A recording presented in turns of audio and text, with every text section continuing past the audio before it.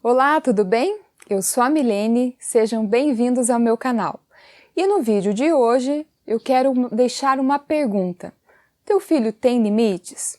Bom, nós vamos discutir sobre esse assunto e pensar quais limites você tem aplicado ao seu filho. Ele entende isso? Ele vivencia isso? Será mais um diagnóstico para saber, afinal de contas, o que são esses limites e de que forma você consegue percebê-los e aplicá-los na vida do seu filho.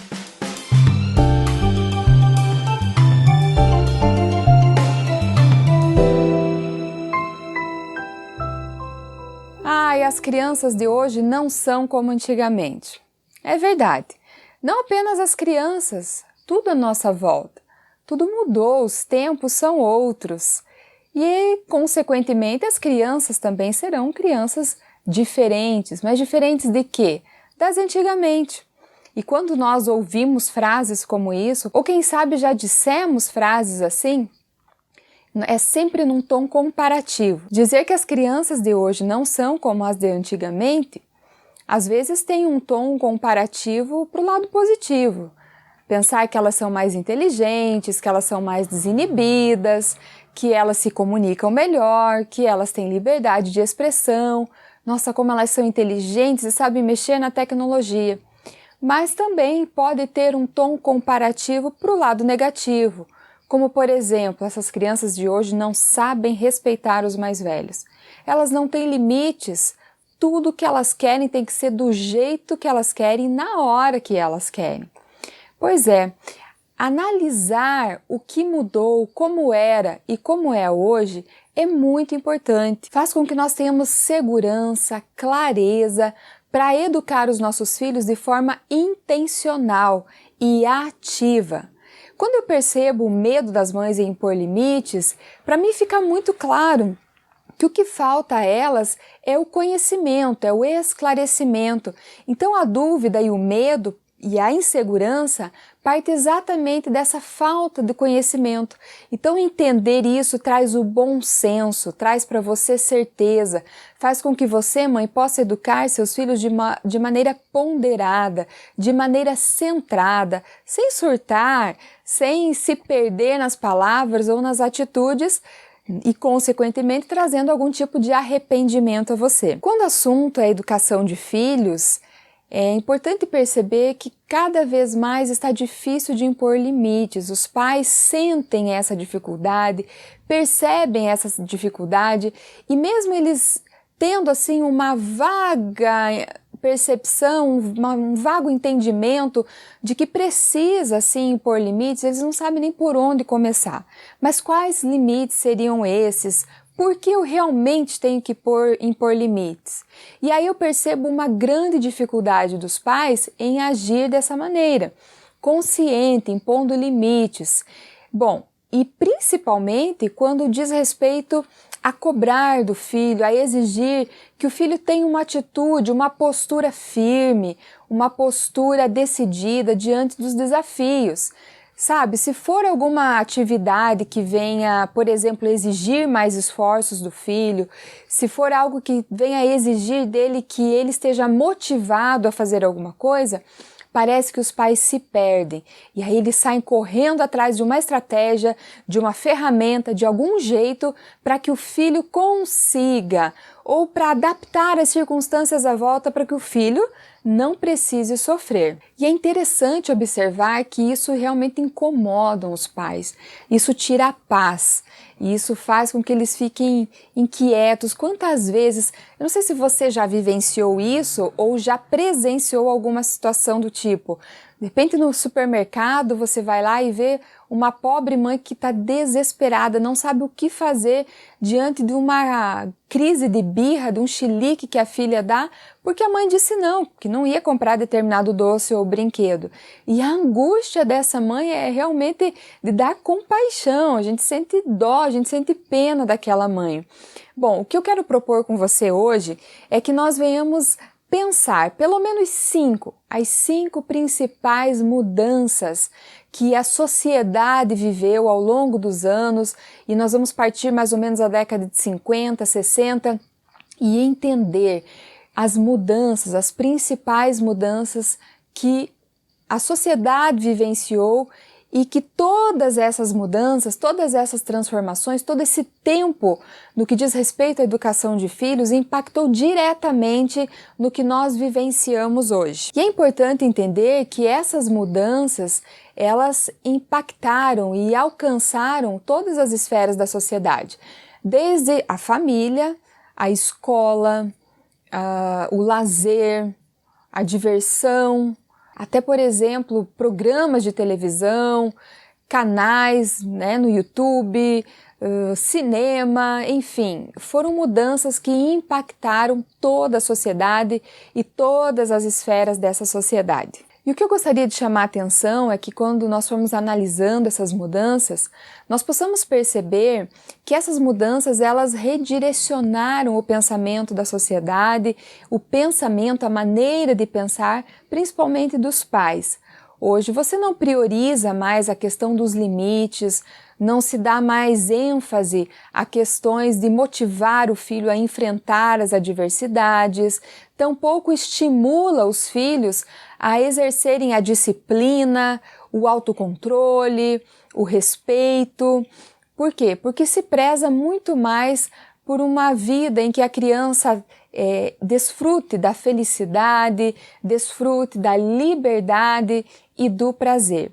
Parece que é mais ou menos assim. Nesse momento, os filhos vêm ao mundo para que sejam felizes, para desfrutar das coisas boas deste mundo. Mas o resultado de tudo isso é notável.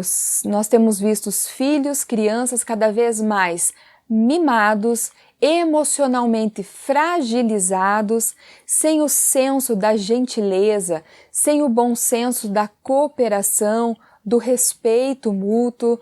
São crianças realmente fracas. Elas não conseguem resolver situações por si mesmas, a não ser que os pais interfiram. Então eu quero chamar a sua atenção para que nós venhamos percebendo nessas 5 principais mudanças, essas características que as mudanças trouxeram para a sociedade. O ambiente externo que os nossos filhos vivem exerce uma influência muito grande na vida deles.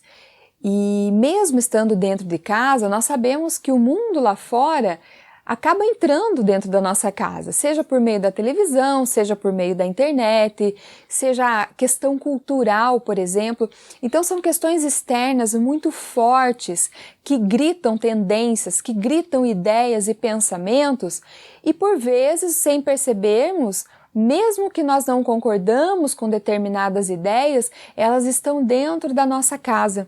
Então veja, agora entender mais uma vez, repito, entender essas mudanças vai permitir, mãe, com que você tenha clareza de quando e como intervir, onde você pode achar o bom senso nisso tudo e moldar todas as ideias que vêm de fora e ajustar dentro daquilo que você acredita como sendo importante, com aquilo que está adequado aos seus princípios e os valores que você quer incutir na vida do seu filho, que você quer que ele assimile, que ele internalize e principalmente que ele viva esses valores. Bom, a primeira mudança que é perceptível no que diz respeito à educação dos filhos é que mudou-se da obediência ao direito de negociar. Pois é, se nós pararmos para pensar, a autoridade dos pais, antigamente, era uma verdade. Os filhos não ousavam questionar essa autoridade dos pais. E como isso era algo tão forte, quase não precisava se recorrer a surras, a castigos, porque bastava o olhar do pai e da mãe, o filho já entendia o seu lugar, já tinha a percepção de que alguma coisa não estava certa, e retomava talvez um comportamento ou alguma atitude. Então, eu sempre ouvi falar, e você pode pesquisar aí também, né? Tenho certeza que você já ouviu isso, que antigamente os filhos obedeciam aos pais. Quando nós escutamos essa afirmação, algo fica meio vago. Se os filhos antigamente obedeciam os pais, significa que os filhos de hoje não obedecem? O fato é que antes, os filhos tinham um papel muito definido na família: obedecer. Ponto. Era isso. Era essa expectativa que os pais tinham de que os filhos simplesmente obedecessem a eles. E é fato que algumas pessoas sempre afirmam, né, que aquilo não era respeito à autoridade do pai, era medo. De fato era um tipo de medo, mas não um medo absurdo e cego. Era um medo de que o filho tinha medo de perder o amor do pai e da mãe. Então, obedecer para ele significava também garantir que esse amor que os pais sentiam por ele não ia ser anulado, não iria se desfazer, não iria se desperdiçar. E aí eu tenho certeza que alguém que está me ouvindo aqui deve falar: Milene, mas antes era tudo muito severo. Vejam, existem exceções. Existiam exceções naquela época em que a educação era extremamente rigorosa, que a criança não tinha vez, apanhava por qualquer motivo, mas eram extremos, eram exceções. Agora eu pergunto para você, será que hoje, na sociedade de hoje, nós também não temos os extremos? Será que nós também não temos as exceções? Evidentemente que sim, mas o foco aqui não são os extremos e nem as exceções. Eu quero focar aqui naquilo que marca a média, as pessoas que conviviam, a média daquilo que elas faziam. Entende? E no que diz respeito ao medo, então eram assim, as crianças tinham medo de perder o amor dos pais e, em consequência disso, elas simplesmente obedeciam. Hoje inverteu. Hoje são os pais que têm medo de perder o amor dos seus filhos. É exatamente assim.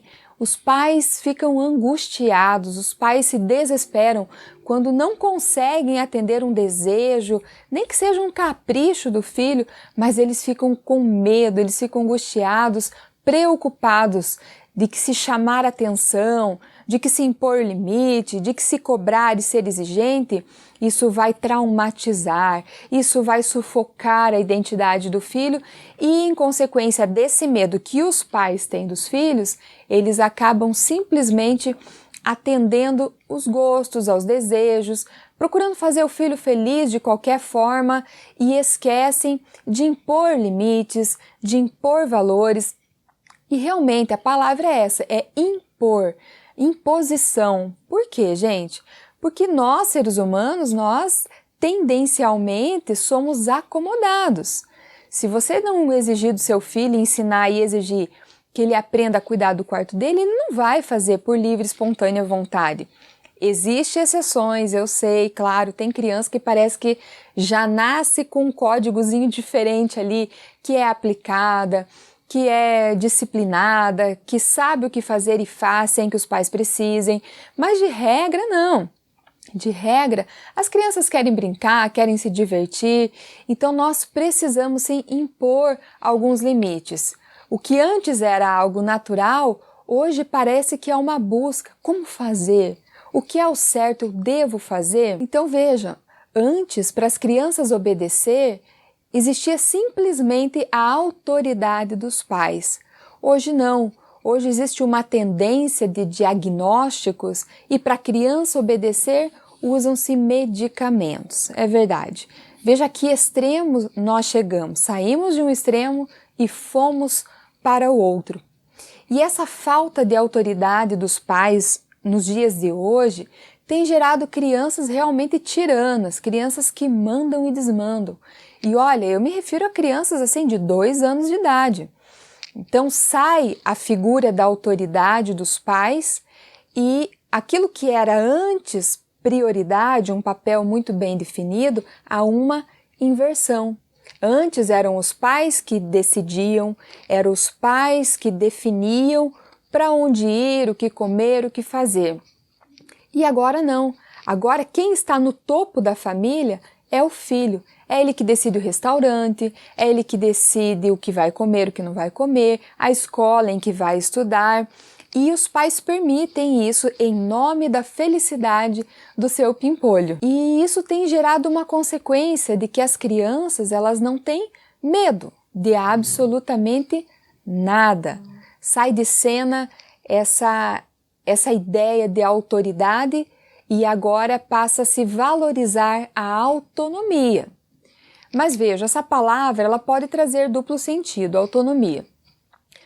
Uma autonomia positiva é quando você dá ferramentas ao seu filho, você ensina ele para que de forma autônoma, sem ser tão dependente de você, ele seja capaz de exercer algumas tarefas, algumas atividades, desenvolver algumas competências de forma responsável.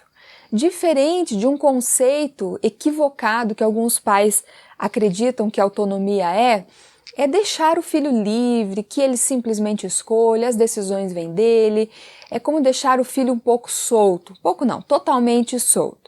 Entende? Então, isso tem gerado consequências ruins para a nossa sociedade. E quando nós, os pais, não ensinamos essa autonomia consciente, essa autonomia responsável, que trabalha não apenas a questão da liberdade do filho, da felicidade dele, mas ao mesmo tempo, concomitantemente, trabalha a responsabilidade, os deveres que ele precisa cumprir, a colaboração que ele precisa ter na casa, e isso geram crianças, geram filhos imaturos, geram filhos dependentes e geram filhos principalmente sem medo de nada. Os pais abriram mão da autoridade deles em nome da felicidade do filho, como eu já falei. E em consequência disso, os filhos entenderam de forma intuitiva de que ele existe, o pai e a mãe existem para fazê-lo feliz. E essa falta da autoridade do pai e da mãe faz com que a criança não tenha medo. Veja, hoje as crianças não pedem. Eu posso comer iogurte agora? Eu posso abrir o chocolate? Eu posso ir ali não sei onde? E as crianças de hoje, elas ordenam.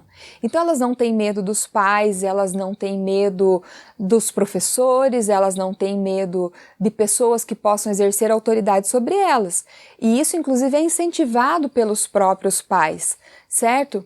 Qual é a consequência disso? Isso gera futuramente um adolescente, um jovem, um adulto inconsequente. Ele não tem medo de nada. E quem não tem medo de nada é perigoso, porque uma pessoa inconsequente, ela não é capaz de analisar as consequências dos seus atos, das suas atitudes.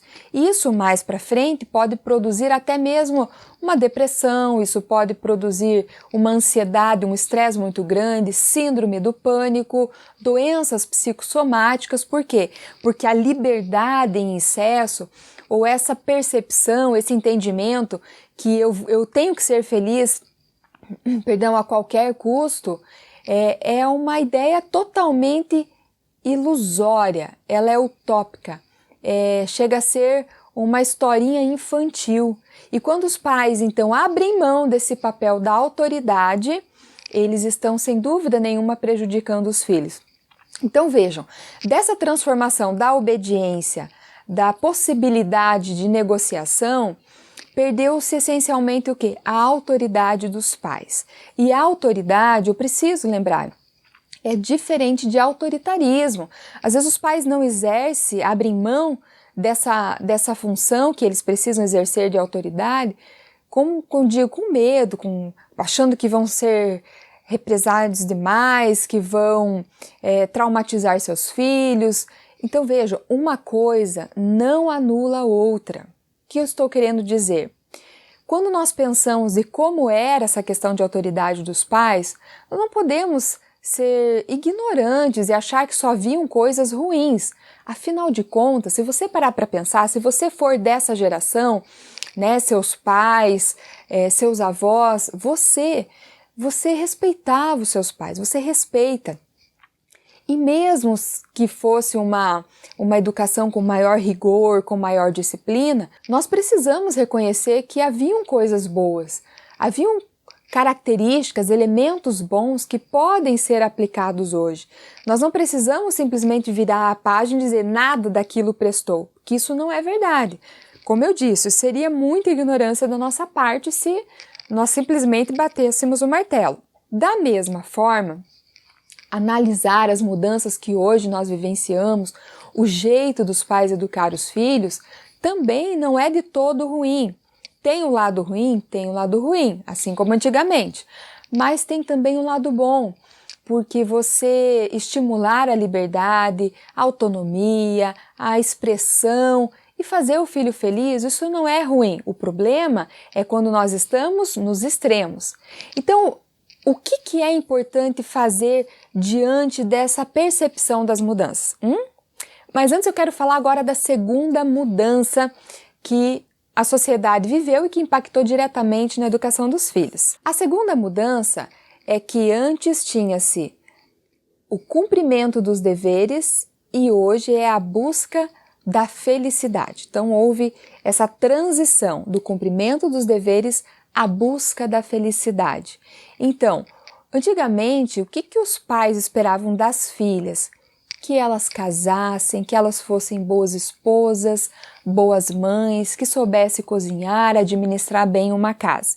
E para os filhos, esperava-se que os filhos fossem trabalhadores, que eles fossem honestos, que eles tivessem um bom emprego, um bom salário para sustentar a sua família, que eles cumprissem com as obrigações da igreja, da família, do país, do trabalho. Bom, hoje o discurso é outro. Não importa o que o meu filho escolha, o que importa é que ele seja feliz. Os pais se sujeitam a qualquer que seja a escolha dos seus filhos, desde que eles tenham a garantia da felicidade. E aqui decorre um grande erro, porque é desse pensamento que surge a ideia de que o filho não pode se frustrar, o filho não pode ter tristezas e decepções. Então os pais desenfreadamente correm atrás para ajudar o filho a viver aquilo que ele quer, a experimentar aquilo que ele quer. E isso, gente, vale desde crianças pequenas até adolescentes e posteriormente adultos. Porque parece que tem alguns filhos que as mães não permitem que eles cresçam e mais, eles não querem crescer. Sem dúvida nenhuma, porque isso gera uma situação muito confortável, isso é muito bom. Mas uma criança que não cresce, isso é uma anomalia, isso não é natural, certo? Então a criança ela tem que crescer não apenas fisicamente, mas psicologicamente, emocionalmente, na questão social, ele precisa crescer. Esse é o natural. E quando eu me refiro ao filho ter o direito de escolha, ou essa busca da felicidade, que inclusive são os pais que alimentam esse pensamento, vem o conceito, vem a ideia de que às vezes os pais pensam, não, mas meu filho vai poder fazer o que ele quer. Ok, e ele vai poder escolher o que ele quer fazer. Mas eu não estou falando, por exemplo, da escolha de uma profissão, ok? Em que ele já vai ter discernimento, ele vai ter pelo menos suspeita daquilo que ele quer. Eu me refiro a uma simples escolha se vai ou não no parque, se vai ou não no restaurante, se come ou não o chocolate, sabe? Se vai ou não dormir, se faz ou não a tarefa, entende? Então, assim, é claro que existem tarefas que os filhos precisam executar e que não geram felicidade. Agora, para pensar, hein, mãe?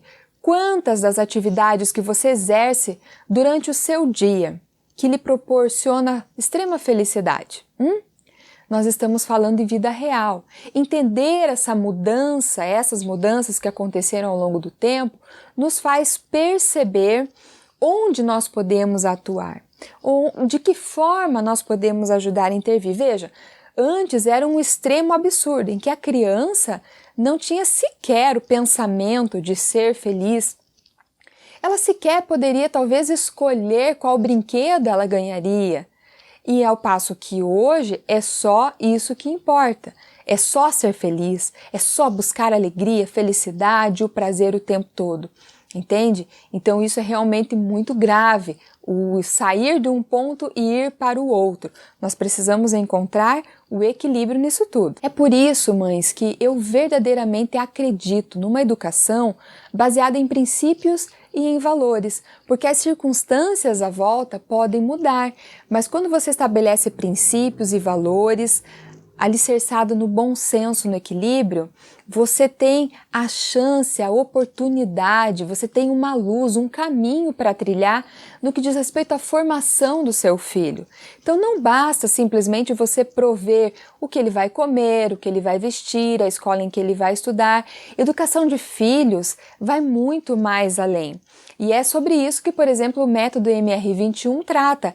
É justamente isso a proposta desse método, é trazer a análise, a luz sobre esses dois extremos de como era antes, como é hoje e o que de bom tem, né, nesses dois extremos e propor o equilíbrio, encontrar o equilíbrio disso tudo. Porque o que eu percebo é que os pais, eles se sacrificam para dar aos filhos aquilo que eles nunca nem sonharam em ter. Às vezes uma viagem, a viagem da vida, aquela viagem talvez do aniversário de casamento, talvez uma viagem da aposentadoria, sei lá, mas o pai nunca fez e talvez nunca fará. Mas para o filho ele sacrifica, ele pega das suas economias, ele de repente faz um empréstimo para que o filho possa ter aquela experiência. E quando volta, o pai cheio de expectativa, e aí, como é que foi, meu filho? Normal, né? Então, o que faltou aí? Faltou desenvolver esses valores, o reconhecer o preço, o valor das coisas, a reconhecer o que os pais fazem, a ter gratidão, a entender que nada vem de mão beijada, entende? Então, estimular e educar o filho dentro de princípios e valores, impondo limites, vai formar um ser humano muito melhor, muito capaz de atuar na sociedade. Eu me recordo agora uma situação assim que tipifica bem esse extremo de hoje, em que o que importa é que o filho seja feliz. Eu me recordo agora de uma situação que exemplifica exatamente esse extremo, de que o filho precisa ser feliz a qualquer custo. Certa vez eu conversei com os pais da Neuslinda, ok? Neuslinda eu tenho certeza que ninguém conhece, por isso que eu dei esse nome a ela. Ocorre que os pais foram muito veementes conversar comigo como que nós não abriríamos exceção para a filha poder entregar um trabalho lá porque tinha passado do prazo. E aí expliquei todas as razões, e a mãe falava assim, não, mas isso não é possível, a mãe da Neuslinda. Ela tem que poder entregar, mas mãe, entenda, não seria justo com os demais que entregaram dentro do prazo, que tiveram o mesmo tempo para realizar esse trabalho. Mas o que vai ser da minha filha? Ela vai ficar triste? Pois é, ela vai se frustrar, infelizmente. Mas eu não admito, ela falava assim, eu não admito que a minha filha se frustre. Mãe, mas veja bem, a frustração faz parte do processo de aprendizagem. Diga-se de passagem, são as frustrações que nos ensinam a ser pessoas melhores, mas eu não admito, e ela foi taxativa, eu não admito que a minha filha se frustre. Em casa eu trato ela como uma princesa e eu exijo que aqui na escola ela também seja tratada como uma princesa. Pois é. Então esse é um retrato que eu vivenciei e que exemplifica esse extremo nos dias de hoje. O que eu havia proposto para a mãe da Neuslinda é que ela ensinasse a filha, aproveitasse aquele momento e ensinasse, olha filha, da próxima vez você vai anotar na agenda, você vai fazer com antecedência, você vai entregar no prazo, porque dessa vez você vai perder nota, mas da outra eu tenho certeza que não. Nós vamos corrigir esse erro e não cometer mais. Então essa mãe jogou no lixo uma oportunidade de transmitir valores para a Neuslinda. E quantas mães fazem isso? A preocupação maior da mãe da Neuslinda era justamente isso, que ela iria ficar frustrada, afinal ela era uma boa aluna, ela só tirava nota boa e isso ia prejudicar o resultado. Eu percebo que para os pais o mais importante é os resultados, aliás, são os resultados, muito mais do que o processo, quando na verdade o processo é o importante, o processo é o melhor. Quantas vezes eu já ouvi, minhas filhas estão crescendo e eu procuro estar atenta sobre isso, mas quantas vezes eu escuto mães falam assim, meu Deus, quando eu pisquei meus olhos, os meus filhos cresceram e já foram embora e já são adultos. É por isso, porque a gente foca tanto no resultado e esquece que o melhor é o momento do processo em que nós estamos convivendo, em que nós estamos aprendendo e transmitindo valores. Isso é algo extraordinário. Então, quando o pai e a mãe super protegem, no sentido de querer com que o filho seja super feliz, eles abrem mão de ensinar, de cobrar, de exigir, porque funciona mais ou menos assim. Se meu filho for me ajudar na casa lavando uma louça, isso vai tomar tempo dele. Por quê? Porque ele vai perder tempo no celular, no videogame, e aí ele vai ficar frustrado. Então eu nem vou pedir, eu nem vou exigir que ele faça. Entende? Mas se eu tirar o celular do meu filho, o que ele vai fazer? Ele vai ficar perdido, ele vai ficar irritado, ele vai ficar angustiado. Então, para evitar esse transtorno emocional para o meu filho, eu prefiro não fazer. E assim as mães vão ficando reféns das exigências dos filhos que cada vez vão ser maiores.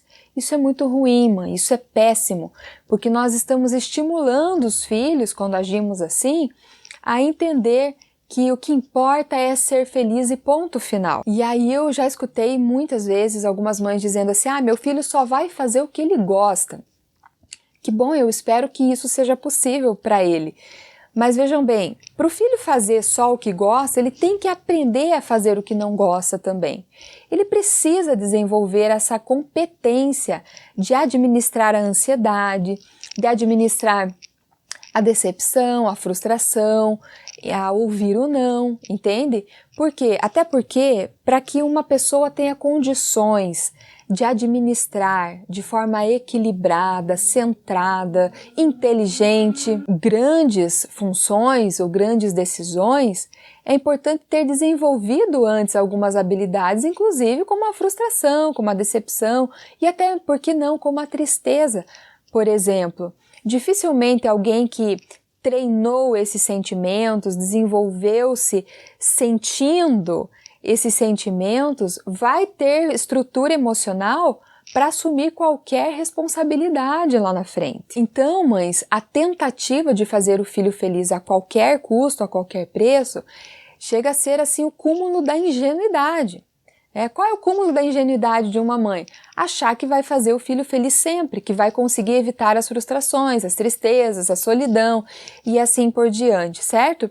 Até porque, veja mãe, você nunca vai conseguir dar a felicidade ao seu filho. Isso é algo que ele vai construindo diante dos valores que você vai colocando na vida dele, vai apresentando para ele, entende? Porque a felicidade é uma questão de percepção de cada um. Sabe? Por exemplo, para mim felicidade é algo assim que me deixa extremamente feliz, é quando eu consigo ir na casa da minha mãe, do meu pai, né, dos meus pais e tomar um café gostoso com eles, ou passar o dia com eles e pôr a conversa em dia, porque eu não consigo ir sempre, certo? Mas quando eu vou, eu procuro fazer com que aquele momento seja realmente único, seja especial. Então nós vamos para conversar, ora eu vou para ouvir, ora eu vou para falar bastante. E isso para mim é uma das características da felicidade. É uma fotografia da felicidade. Eu poder conviver com meus pais e tomar um cafezinho com eles. Ai, que delícia, isso é muito bom. E as minhas filhas percebem isso. Elas vivenciam isso comigo, sabe? Então, para elas, estar com a família é sinônimo de felicidade. Mas não foi algo que eu falei, entende, mãe? Foi algo que naturalmente elas perceberam. Veja, a percepção, baseado nos valores que nós estamos construindo. E como é que eu sei que elas entendem que isso é sinônimo de felicidade? É simples. Quando, por exemplo, nós estamos à mesa, almoçando, tomando um café, e a conversa começa a fluir, aquilo é tão gostoso, e eu chego sem amortecer da cintura para baixo, de tanto que a gente fica ali, e aí eu falo, gente, não dá mais, vamos, né, ou vamos para a sala, ou vamos fazer cada um que precisa ser feito. Elas, sempre assim, mas já, filha, como já? Pelo amor de Deus, faz mais de 1 hora que nós estamos aqui. Mas eu queria mais, conta mais novidade, conta mais história. Então foi algo que eu percebi, que o que significa felicidade para mim, estar com os meus pais, elas internalizaram isso, sabe? Então você não vai conseguir dar a felicidade para o seu filho, até porque essa felicidade ela é muito pontual, ela é muito momentânea e ela vai passar rapidinho. E aí você precisa correr atrás de outras coisas e cada vez melhores, cada vez maiores para suprir esse desejo de felicidade do filho. É importante, se antes havia o extremo de só cumprir com os deveres, era só fazer as obrigações sem direito a pensar em ser feliz, sem direito a pensar em ter escolhas para o seu futuro, para a sua vida, esse era o extremo ruim. Hoje o extremo ruim é exatamente isso, que não se valoriza, não se ensina que a criança ou adolescente precisa cumprir deveres, mesmo que ele não goste, que ele tem que obedecer normas e regras, mesmo que ele não concorde. Entende? Isso vai dando envergadura, isso vai lapidando, isso vai tornando ele cada vez mais forte emocionalmente. E aí sim, ele estará preparado para que no futuro ele tenha condições de escolher o que quer que seja. E mesmo quando ele faça suas escolhas, quem é que vai garantir que até mesmo nisso ele não vai se frustrar e não vai se decepcionar? E se acontecer, qual é a estrutura que ele vai ter para lidar com toda essa situação? E a terceira mudança que ocorreu foi sair da modéstia e ir para o extremo da diversão ou do consumismo. Eu sei que se eu perguntar para você, você quer que seu filho seja consumista? Você estimula seu filho a ser consumista? Eu já sei a resposta. Com certeza não, você não faz isso consciente, certo? Mas nós estamos vivendo num contexto em que sim, nós paramos de ensinar a modéstia, a simplicidade e valorizamos o consumismo, a diversão, e é isso que importa. Veja, antigamente as crianças elas se divertiam como podiam, né? Elas iam ajudar os pais no trabalho, quem era mais pobre precisava contribuir na casa, os mais ricos eram vigiados pelas governantas e usavam a criatividade, a imaginação para se divertir do jeito que dava. Qualquer objeto virava um brinquedo e era assim que eles se divertiam. Não se tinham opções de brinquedos. Talvez uma criança mais favorecida financeiramente tinha lá uma ou duas bonecas, por exemplo, talvez um ou dois carrinhos, mas quem não tinha, estava tudo bem. Afinal de contas, você nem sente falta daquilo que nem conhece, aquilo que nunca nem teve, certo? E era dessa forma que as crianças se divertiam. Agora hoje, hein, é possível você ver uma criança tendo chilique porque quer esse, aquele e aquele outro brinquedo. E isso não tem absolutamente nada a ver com classe social. Você pode perceber crianças, fazendo manhas, fazendo birras, porque quer um brinquedo diferente, porque viu na propaganda, porque o amiguinho da sala de aula tem, porque o primo tem. E os pais muitas vezes se inclinam a esse capricho e vão atrás. E é aí que eu falo e volto naquele ponto de que o mundo lá fora, o mundo externo, afeta consideravelmente as questões de dentro da nossa casa.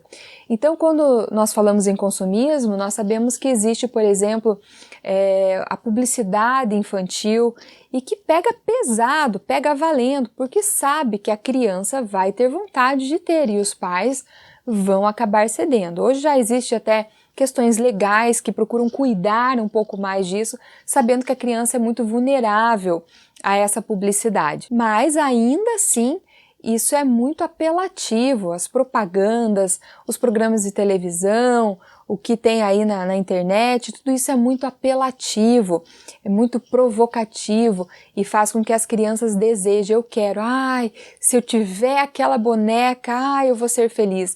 Quando eu tiver aquilo, eu vou ser feliz. E aí o que acontece?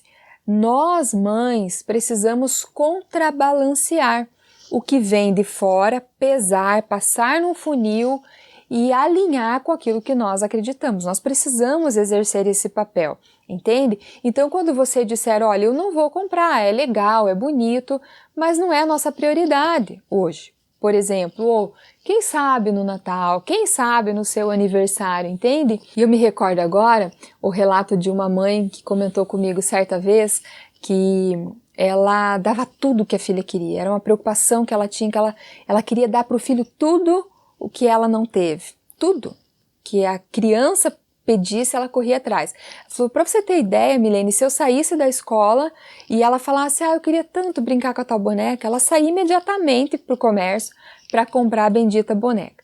O fato é que eles passaram por uma crise financeira muito grande e ela começou a dizer não para a filha, isso machucava muito ela, muito mais a mãe do que a própria criança.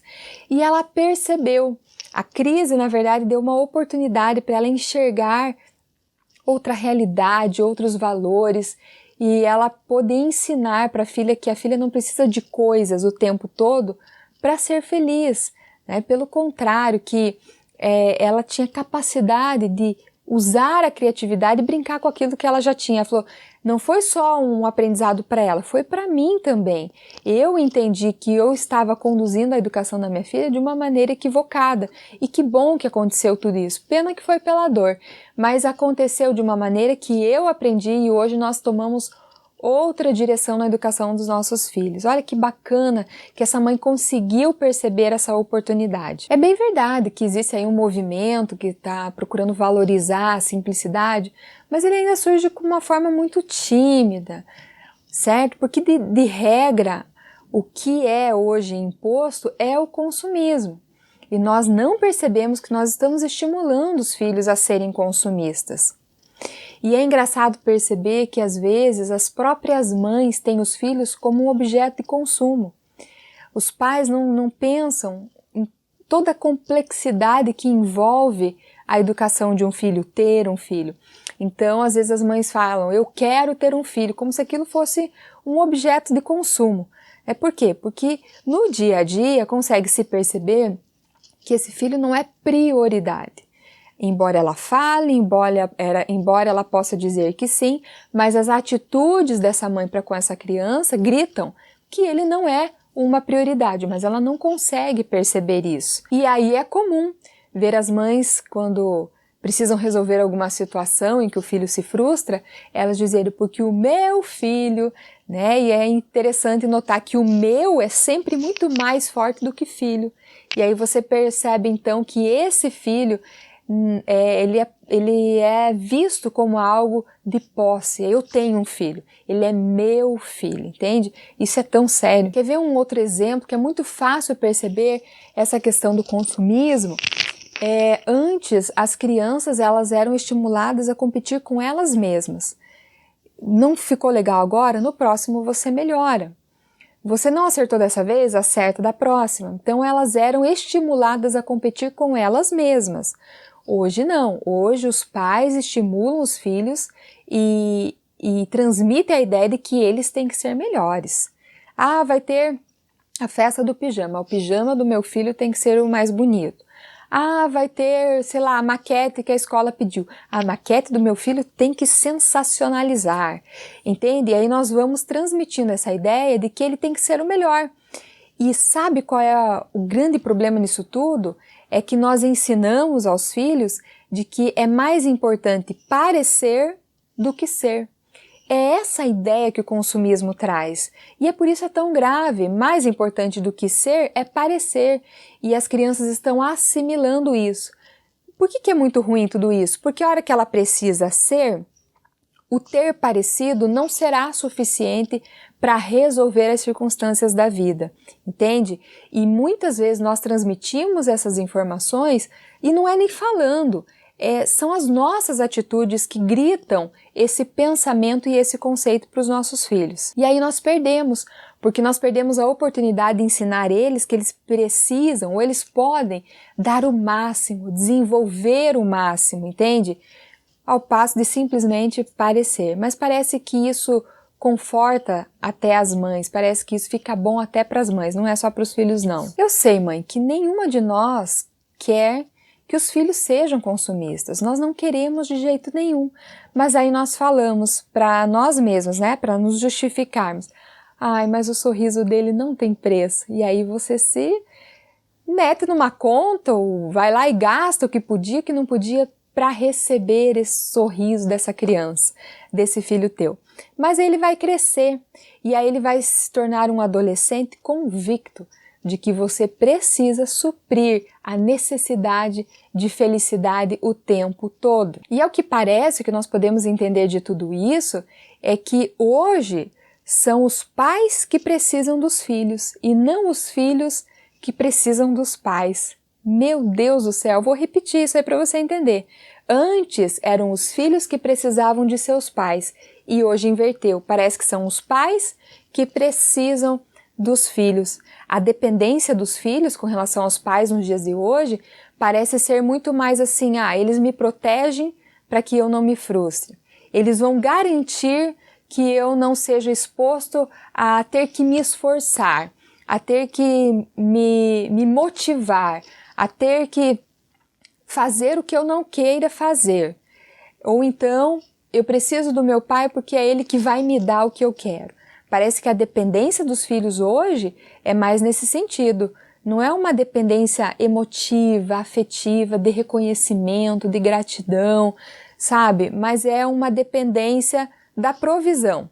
Ele vai prover, ele vai garantir, meu pai e minha mãe vão garantir que eu seja atendido, que os meus desejos sejam atendidos. E quem transmitiu isso? Fomos nós mesmos. E a pior consequência dessa mudança da modéstia ao consumismo, à diversão, é que hoje os filhos não pedem, eles ordenam e os pais correm obedecer. A quarta mudança que trouxe na sociedade, principalmente no que diz respeito à educação dos filhos, tem a ver com a mudança de uma ideia de pertencer à comunidade e passar a pertencer à turma. Pois é, antigamente você criava uma identidade, porque as crianças estavam sempre perto dos adultos, passavam muito tempo com os pais, talvez com os avós, a família sempre muito grande e, enfim, havia-se uma identidade que estava sendo construída nesse convívio. Então as crianças brincavam entre elas mesmo, não importando a idade, não tinha separação por faixa etária, brincavam com quem tinha ali, quem estavam ali, e se não estava brincando, estava ajudando aos pais. Pois bem, hoje valoriza-se muito a socialização. É importante que os filhos se socializem, só que essa socialização ela é intermediada, ela é pensada, ela é conduzida, ela é direcionada pelos pais ou pela escola, enfim. O filho só vai brincar com crianças menores porque vai que os grandes acabam derrubando e acaba machucando o meu filho, entende? A ideia de fazer parte da turma. Meu filho, eu quero que ele tenha amizades, que ele se socialize, então eu vou levar ele na festa aqui, na festa ali, e às vezes os filhos nem querem. O que nós não percebemos é que com isso, essa criança, pensando que é tão importante se socializar com os outros, aí que está a preocupação dos pais hoje, é que essa socialização aconteça com o outro, lá fora. E não se preocupa que a socialização aconteça dentro de casa, porque muitas vezes os pais estão em casa, mas estão tão ocupados, tão atarifados ou tão envolvidos com o momento de lazer que ele pode ter de descanso, que o filho acaba ficando de lado. Gente, vocês iriam se impressionar com a quantidade de relatos que eu já ouvi de adolescentes, de criança, que eles têm saudade dos pais. E os pais estão em casa, eles moram na mesma casa. De mães que, por exemplo, os filhos não sabem nem se eles sabem ou não cozinhar. Será que a minha mãe cozinha bem? Não sei, porque a gente não fica em casa, a gente vai comer fora, e cada um está com o seu celular. Então essa socialização que os pais se preocupam tanto, é que ele socialize lá com alguém lá fora. E às vezes em casa isso acaba padecendo. E o que é de ruim nisso? Se antes as crianças conviviam mais com os pais, com outras crianças, elas iriam construindo a identidade.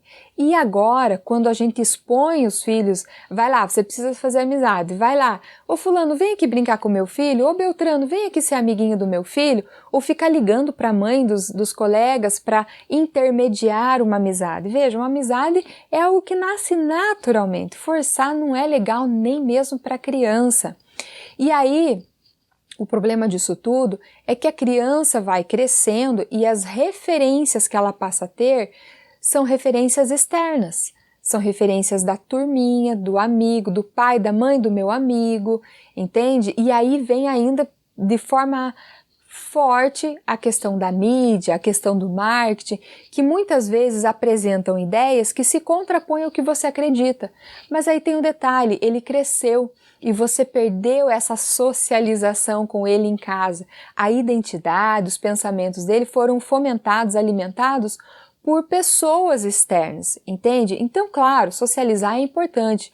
Eu não estou dizendo que não é importante, mas mais importante do que seu filho estar socializado com outras crianças, com outros adolescentes, é importante que ele esteja integrado a você, aos pais, à família, porque isso vai construindo uma identidade. Isso evita futuros problemas, por exemplo, de ter confronto de ideias. Nunca ninguém vai pensar igual, mas princípios e valores são importantes estarem muito bem estabelecidos. E parte, muitas vezes, dos confrontos que os adolescentes apresentam com os próprios pais ou com as pessoas mais velhas é uma simples consequência disso. Os pais questionam, mas ele não conversa comigo, mas tudo que eu falo ele não aceita, diz que eu não sei de nada, quem sabe é o amigo, é a turma. E é fato, às vezes isso não foi construído. E aí não vai ser na adolescência que isso vai aparecer como um passe de mágica. A quinta mudança, e essa aqui ela exprime muito o que nós vemos hoje, é que antes as crianças precisavam ser automotivadas e hoje elas precisam ser motivadas. Vou repetir. Saíram da automotivação para a motivação. Antes, a responsabilidade de se motivar era das crianças, pertenciam a elas. Então, se era alguma coisa de interesse, por exemplo, se a criança queria aprender alguma coisa que era de interesse dela, era ela quem corria atrás. Era ela que ia buscar informação, era ela que procurava saber, certo? Também era a criança responsável por dar um jeito em driblar o tédio. Criança também sente tédio. E era ela que ia resolver isso. Se ia brincar, se ia procurar aprender alguma coisa de interesse, enfim.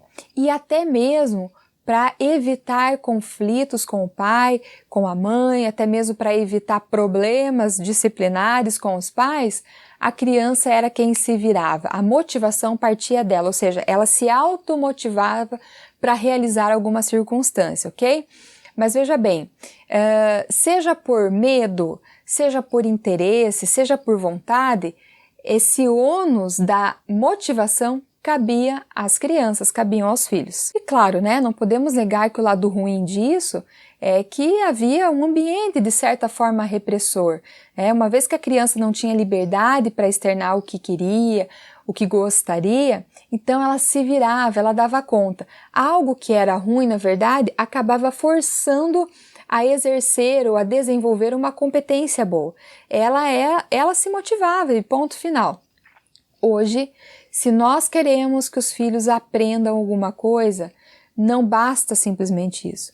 Nós queremos que os nossos filhos aprendam de forma lúdica, de forma divertida, afinal de contas, ele pode aprender e se divertir ao mesmo tempo. Nós queremos que eles aprendam de forma gostosa, de forma prazerosa. E isso é bom, mas é ilusão achar que vai ser sempre assim. Isso não é verdade, isso não vai acontecer. Até porque o processo de aprendizagem exige muita automotivação. Porque aprender significa pôr a cachola para funcionar, significa tentar lembrar a explicação do professor, significa sozinho ser capaz de fazer uma tarefa. Então, toma tempo do que poderia estar se divertindo, força o pensamento, a capacidade de memorização e assim por diante.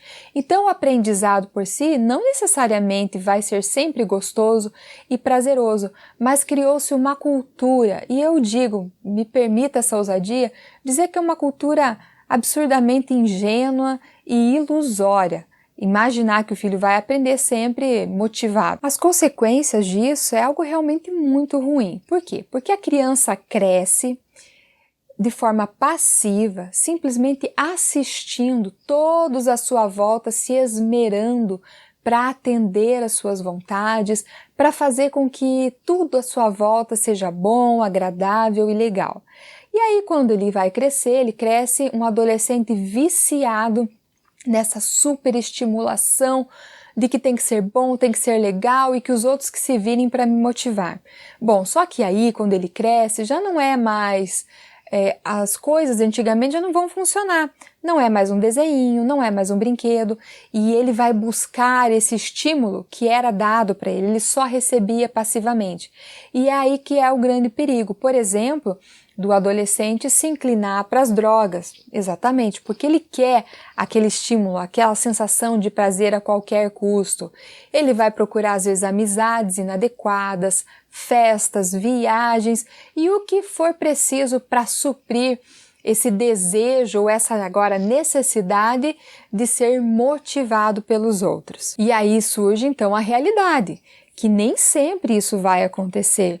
A vida real não é assim, não existe, isso aí é coisa de novela, isso é coisa de filme, de televisão, certo? E aí quando ele não conseguir atender essa necessidade, é aí que cai então, como eu já disse, a depressão, ao mundo das drogas, a síndrome do pânico e coisas do tipo. Um outro exemplo disso é que hoje, para motivar os filhos, os pais barganham com eles, fazem trocas com os filhos de algo que os filhos deveriam cumprir. Estudar, por exemplo, né? Eu mesmo já tive uma aluna que eu lembro que ela falava assim, eu tenho que ir bem nessa prova, porque minha mãe falou que se eu não for com nota vermelha, não era nem se eu tirar uma boa nota, se eu não for com nota vermelha, eles vão me dar o iPhone e tal, assim, assim. Eu falei, mas como assim? Né? Mas você não acha que é a tua obrigação ir bem na escola? Ou você trabalha? Não, eu só estudo, então. Entende? Então os pais começam a barganhar de novo, focados no resultado e não no processo. Olha o que os pais estão ensinando para os filhos quando eles barganham. Eu sempre dando um estímulo para que daí ele faça alguma coisa da qual ele deveria fazer por obrigação, como por exemplo, estudar, ajudar na casa, ter limite do tempo de internet, ter limite do tempo que passa nos games e assim por diante. Sobre essa questão da automotivação, ela é muito perceptível no ambiente escolar.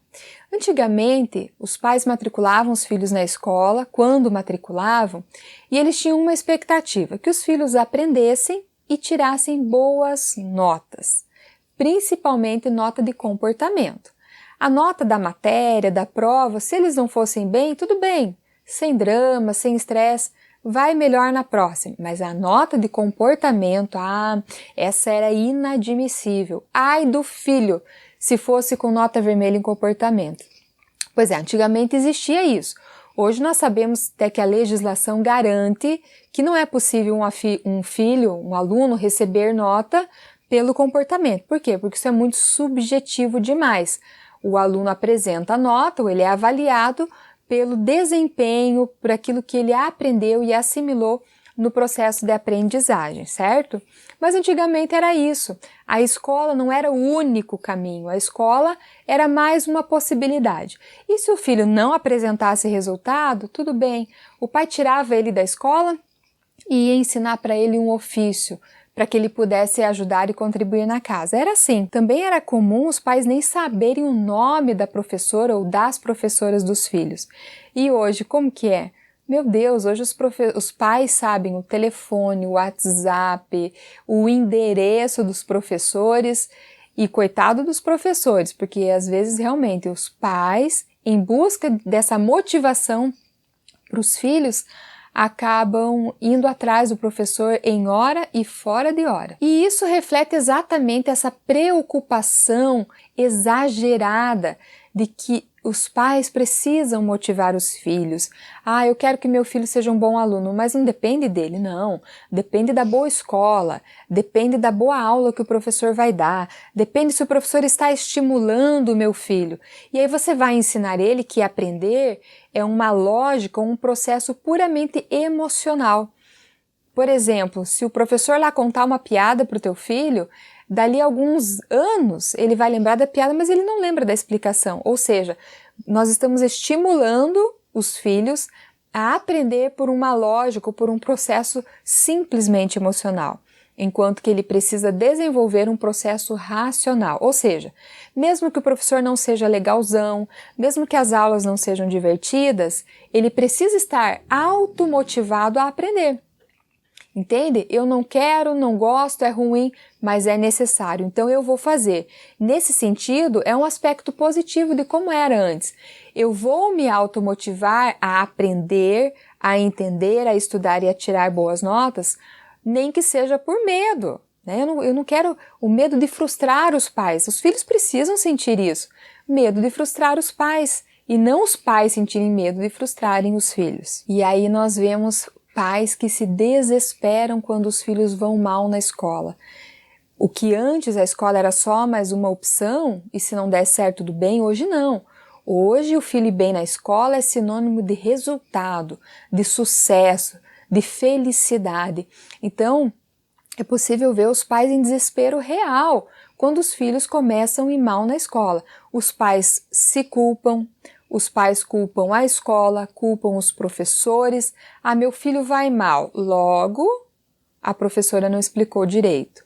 Ah, meu filho vai mal. Logo, a turma é muito cheia, tem muitos alunos. Ah, o meu filho vai mal. Logo, entende? Então, assim, a mãe transfere essa falta de motivação do filho de se empenhar, de se dedicar, de dar o seu melhor e transfere para outro. E às vezes existem mães, eu já vi isso muitas vezes, que chegam ao extremo. Né? Às vezes, é porque a professora não explicou bem. Então vem cá, vamos conversar. Ó, a professora fez assim, depois ela usou essa outra estratégia, depois ela usou esse outro jeito. Então, olha, tudo que estava ao alcance foi feito. Ah, então já sei. Ela se implicou com meu filho. Essa professora está de marcação com meu filho. Ela está querendo prejudicar ele de qualquer jeito. Entende? Então, é sempre essa transferência. Ao invés de cobrar do filho, filho, você precisa, você não gosta, não tem problema, precisa fazer do mesmo jeito. Já falamos de 5 mudanças, ou as 5 principais mudanças que a sociedade viveu e que gerou hoje um resultado, a maneira como nós educamos os nossos filhos, certo? Pois bem, a primeira mudança que nós vimos foi da obediência ao direito de negociar. A segunda mudança foi dos deveres, da prática dos deveres à busca da felicidade. A terceira mudança foi da modéstia, da simplicidade à diversão, ao consumismo. A quarta mudança foi o de pertencer a uma comunidade ao pertencer a uma turma. E a quinta mudança foi passar da automotivação por ser motivado. Vejam, são mudanças significativas, impactantes no que diz respeito à educação dos filhos. Pois bem, a questão é que essas mudanças trazem para nós uma ideia, mas principalmente comunicam aos nossos filhos alguns conceitos, alguns pensamentos que eles assimilam com muita facilidade e exigem que eles sejam cumpridos. O primeiro pensamento que o filho começa a assimilar é que nada deve ser imposto, tudo deve ser negociado. O segundo pensamento que essas mudanças trouxeram é achar que você deve ser feliz a qualquer custo. O terceiro pensamento é que o filho entende que ele deve se divertir a qualquer custo. Enquanto ele não estiver estudando, ele pode e deve estar se divertindo. O quarto pensamento é: siga a sua turma, se socialize. E a quinta mensagem que o seu filho internaliza é: sempre que você estiver entediado, reclame com alguém que algum adulto vai correr para trazer você a motivação que você gosta, que você precisa. Essas mensagens são mensagens que valorizam a liberdade, que valorizam a felicidade, mas não dão ênfase a questões éticas, a questões de responsabilidade e muito menos a questão de impor limites para os nossos filhos. Bom, eu reconheço que, por uma questão de bom senso, que é possível perceber que essas mudanças trouxeram coisas boas. E é como eu falei, cabe a nós avaliar de forma equilibrada, com bom senso e perceber. Então, o lado bom dessas mudanças, que são importantes nós avaliarmos, eles trouxeram alguns valores para os nossos filhos que antes jamais nem se imaginavam. Por exemplo, a questão de bullying, a questão da sustentabilidade, a preservação do meio ambiente, a questão da qualidade de vida, por exemplo. Então, são valores que hoje são perceptíveis, são internalizados em decorrência dessas mudanças, certo? Porém, esses valores precisam estar alinhados a valores importantes que lá atrás tanto se prezavam, como a ética, como a responsabilidade, como a autonomia. Porque se eles não estiverem alinhados, eles são capengas, eles deixam a desejar, porque aí veja bem, eu já vi isso e possivelmente talvez você também. É possível que uma criança que desenvolva esses valores atuais, preocupados com o mundo à sua volta, ele é capaz de se condoer, de ter compaixão com o mendigo da rua, ele é capaz de ter compaixão, sei lá, com uma história triste de um amigo que o pai e a mãe foi incompreensível, mas ele é incapaz de ter empatia pela própria mãe. Ele, por exemplo, ele pode ter esses valores atuais, por exemplo, de preservação do meio ambiente, mas ele é incapaz de manter o seu próprio quarto, que é o seu primeiro ambiente, organizado, limpo e higienizado. Ele pode também se sentir vítima e por isso ele se identifica com a turma, porque o colega também vivencia a mesma situação, que é incompreendido pelos pais, os pais não sabem de nada. Ele tem essa postura de vítima, mas ele é incapaz de tentar se colocar no lugar do pai, da mãe, de entender o porquê os pais estão decidindo dessa forma. Então, ele é capaz de compreender o amigo, a turma, mas ele não consegue compreender, ou nem se esforça para compreender os seus próprios pais. Então, é importante interligar esses valores, valores tão importantes de hoje e de antes, que nunca saíram de moda, diga-se de passagem, interligar e trabalhar junto. Essa é a proposta. Esse é o caminho. Então, aqui eu falo para você agora, mãe, qual é a solução disso? Quando eu entendo como era e como é, eu consigo perceber dois extremos. E os dois extremos não funcionaram totalmente, mas também não foi um absurdo total, uma frustração total. Não. Aqui, desse extremo de como era, nós podemos tirar boas lições e pô-las em prática, da mesma maneira como agora. Temos coisas boas e que precisamos continuar pondo em prática. Cabe a nós o bom senso, o equilíbrio de juntar tudo isso, certo? E todos os vídeos que eu vou gravando aqui no canal, já quero aproveitar a oportunidade de dizer isso para você, é sempre nessa linha, sabe? Nada de coisas extremas, mas é sempre pautado no bom senso e no equilíbrio. E eu acredito que esse é o maior desafio de nós mães, educarmos os nossos filhos com equilíbrio, de forma consciente, de forma ativa. Então a primeira dica que eu quero dar para você aqui é exatamente essa. Agora que você está munida de todo esse conhecimento, você não precisa ter medo de tomar algumas decisões, ok? Sempre haja de modo equilibrado. A segunda dica é, você precisa, mãe, descrever, faça isso, pega um papel, pega uma caneta e anota quais valores você quer ensinar para o seu filho, quais princípios são importantes para a vida do seu filho, para a formação do seu filho. Estabeleça, tenha clareza quais esses valores e limites, por exemplo, você quer estabelecer. E aí, as circunstâncias à volta, as interferências externas, elas vão surgir, vão continuar surgindo em tons diferentes, em demandas diferentes, mas quando você tem uma base que você pretende trabalhar com seu filho, você não tem medo. Será que eu vou traumatizar? Ai, será que eu... Entende? Porque assim, os dois extremos são muito ruins, a não ser que você consiga extrair o melhor deles e dessa forma educar de forma equilibrada. E dessa maneira, você conseguirá transmitir novas mensagens aos seus filhos, mesmo que aquelas anteriores já estejam impregnadas até por uma questão cultural. Você vai ensinar ao seu filho que ele precisa cumprir com os deveres, mesmo que ele não concorde ou mesmo que ele não goste, que ele precisa cumprir esses deveres, mesmo que custe algum sacrifício.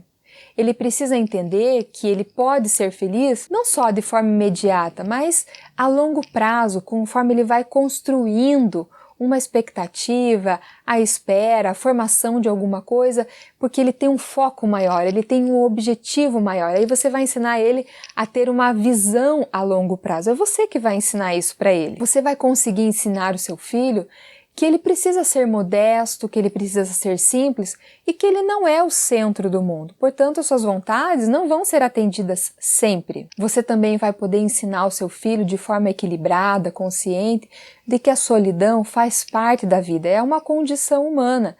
Às vezes as pessoas não querem ficar com a gente, tá tudo bem.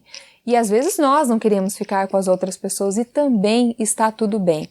Fazer ele entender que às vezes o ser esquecido, às vezes o ser ignorado, faz parte da vida. E você vai poder transmitir uma mensagem muito importante para ele, que é ele que tem que se automotivar e que ninguém vai poder fazer isso por ele.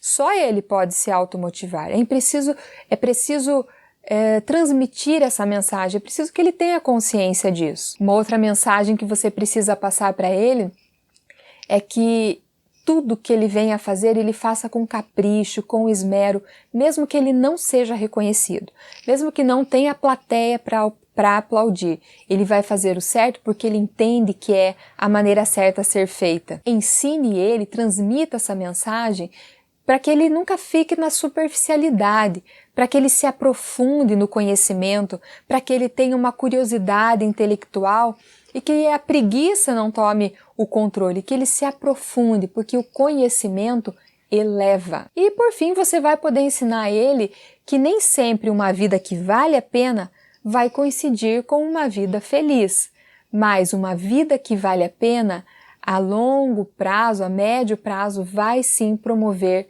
a felicidade. Então você precisa, mãe, você, eu, nós precisamos desenvolver essas mensagens, mesmo que as mensagens externas estejam chegando à nossa casa, nós precisamos desenvolver esses pensamentos, porque pensamentos como esses apresentam um desenvolver de personalidade, de caráter, de formação, de valores. E me diga se você acredita nessa educação de princípios e valores. É claro que é muito mais fácil o filho internalizar essa mensagem da liberdade, da felicidade a qualquer preço, por razões óbvias. Mas se você, uma mãe consciente, eu uso o termo mãe raiz. Quem é a mãe raiz? É a mãe que entende que valores e princípios são importantes, ok? Como as mães antigamente faziam, lembra? Para a mãe era mais importante a nota do comportamento do que a nota da prova, da matéria que o aluno tirou. Então, mãe raiz é sinônimo disso. É a mãe que se preocupa com valores e princípios que está transmitindo para a formação dos filhos. E mãe raiz no século XXI significa que eu sei que eu posso aproveitar coisas boas das mães de antigamente, mas adaptá-las ao momento. Então, mãe raiz no século XXI é essa proposta do equilíbrio, do bom senso. Ainda a mãe raiz é aquela que se preocupa sim com as mensagens externas e a sua preocupação é legítima, mas ela não deixa o filho solto, não espera que a sorte venha a favor dela e o filho se torne uma boa pessoa simplesmente. Não, ela de forma ativa, ela vai educar, ela vai orquestrar a educação desse filho porque ela sabe, ela é consciente, a mãe raiz é consciente de que mesmo que o filho escute várias mensagens do mundo lá fora, que todo esse período de transformação aconteceu e se legitimou agora nos nossos tempos, ela sabe que a mensagem mais forte, que a mensagem mais importante e impactante que o filho vai registrar é a mensagem que ela transmite. Bem, é isso.